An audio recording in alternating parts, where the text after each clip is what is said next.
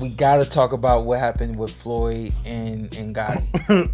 Oh, Because that joint was just unreal to me. So I've seen just a little bit of the, kind of the stories and stuff like that have come out since the fight. And so my thing is, I really don't think that was set up. No. Do y'all? No, you don't? No. What about you? You don't think it was set up? I think Floyd genuinely got that referee out of the ring and replaced But it was so smooth, though. Yeah, it was crazy. It was so crazy. Smooth how a ref was already prepared to go in the ring. But in fights, usually as a ref, there was no argument with Floyd. There was no. What are you talking about? The ref didn't resist. There was no what. It's never been requested in boxing, to the best of my knowledge. But there was no pushback whatsoever. Ref? And so that's what made me, I was like, I had to look at that. Like, how did they get a ref in the ring so quick? How did this ref not feel like, because this is what I know about refs. When they get called for big fights, they feel like it's their moment. It's their opportunity. This is my fight. Every now and then you'll see a ref. It's like, yo, ref is in a way. It's like he want to be seen. Sometimes some refs take a little bit more responsibility than they should when they get put in these positions.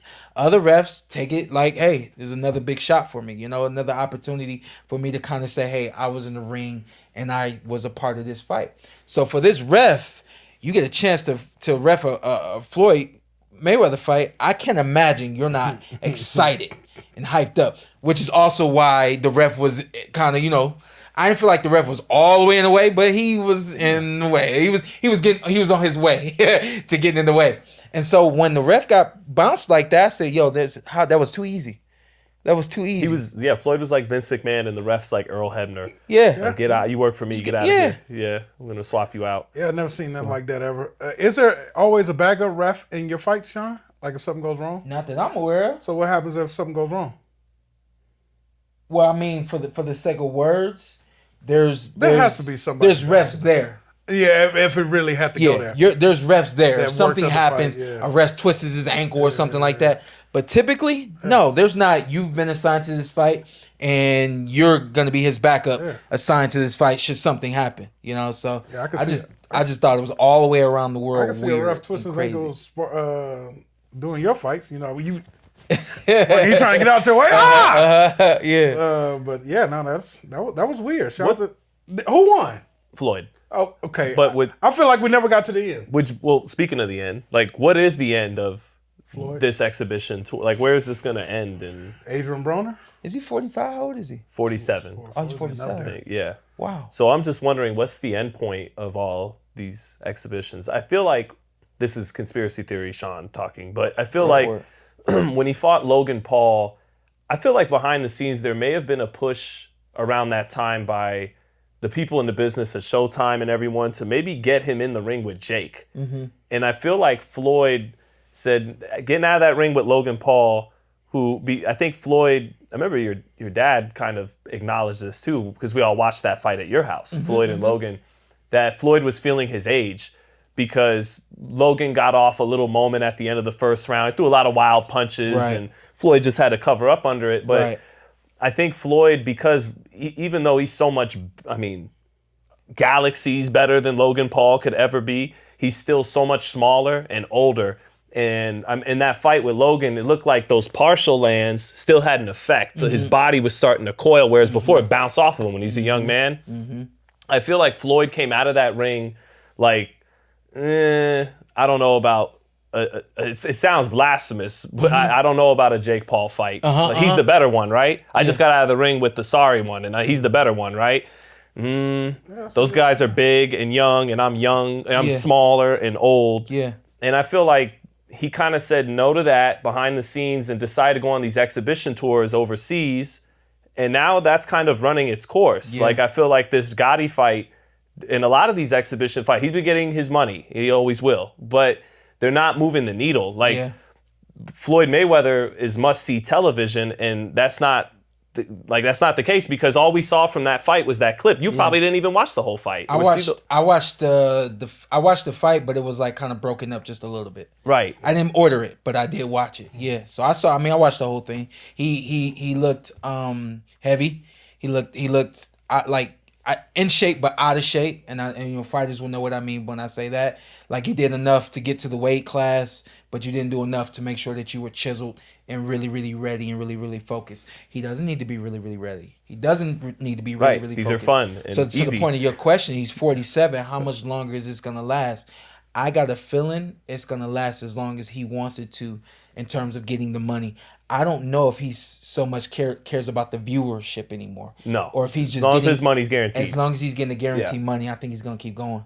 And I mean, honestly, I can see him going for the next couple of years if he's able to get this kind of opponent that isn't going to pose a threat, but has some kind of angle to sell. Has some sort of angle to sell. Yeah, whether it's an influencer or a former mobster's grandson. Or I thought to myself when I seen the ref get bounced, I thought to myself like that was the best that y'all could come up with in terms of making this entertaining. And I was like, but that just don't seem like it seemed real. It didn't.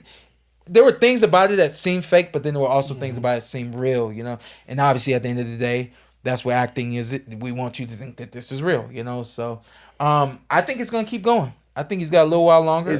I don't think it'll ever be Jake Paul. Yeah, and I'm happy it's not, because the worst thing I'd want to see is Jake Paul land some right hand, because that would be a disgrace to, like, he doesn't deserve, and he's not even close to deserving a moment like that. But a deeper question is Floyd. This isn't me hating on Floyd getting the bag or anything like that. Is he neglecting other areas of growth in life by continuing to just box and takes exhibitions and make money? Like, is there a time you should step away from that and grow beyond? I don't know. Floyd's my favorite fighter, and I always just admire Floyd. But I thought once it got to the end, Floyd was going to take another step of maturity. And I see him being a great grandfather from the outside looking in and every stuff. But certain things I thought he'd step away from the sport, be more of a role model to tank other guys in the sport. But it's still like he wants his respect. He wants to let you know, I'm Floyd Mayweather. And it's just hard. It seems like it's really hard for him to walk away from this sport of boxing. Right. It's just, we all know you are. You're one of the GOATs. It kind of is what it is, but I don't know. The maturity level is like, he's still immature to be 47 years old. That's crazy. I think we all got people in our family as old as pretty immature too. I hope I'm not saying anything that he wouldn't want me to say, but I do know that he's like coming to a different space in terms of business. I was told that he's getting involved in the film industry as well. Mm-hmm. So I mean, that's obviously a great way to, invest in things of that nature. I don't think he wants to be on the screen. I think he's more so interested in things behind the screen. But yeah, I mean, like, to your point, there's supposed to be another level to this. It's probably not coaching. Even though he could be if he wanted to. It has to be mentoring. Right. But mentoring doesn't bring funds. You know what I mean? So You're right. Like, it's got to come to a point where he's going to do something, or should be doing something, that's just simply for mankind, opposed to, you get what I mean, for the numbers. Like, case in point, like Andre Ward, right? For example. Right, he's a preacher now. He's doing his All the Smoke podcast. He was the face, along with Tim, of ESPN's boxing commentary. Mm-hmm. For Floyd, I'd liken it to, what if Kobe and Michael played in Ice Cube's The Big Three? It'd be like, they could probably make a lot of money and keep playing basketball on an organized level, right? Mm-hmm. But they did think they said, no, I had my fill, and I'm gonna go do this, and this now. And Kobe had a lot of things set up before and that's, I mean, like, you have to be able to look at those sort of people who were in your space and what they did with the kind of juice and respect and status and accomplishments you had.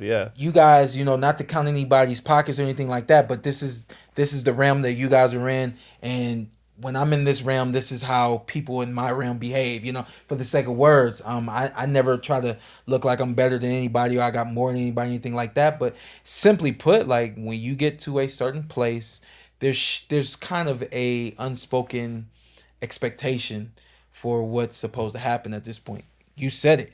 He's a little bit older. He's a grandfather now. To see him being a grandfather, it's like, now you have to sort of take on this mature senior That's role. My favorite stuff I see Floyd in now. Not in the exhibition or in the ring. I love seeing him with KJ, with his grandson, things like that. But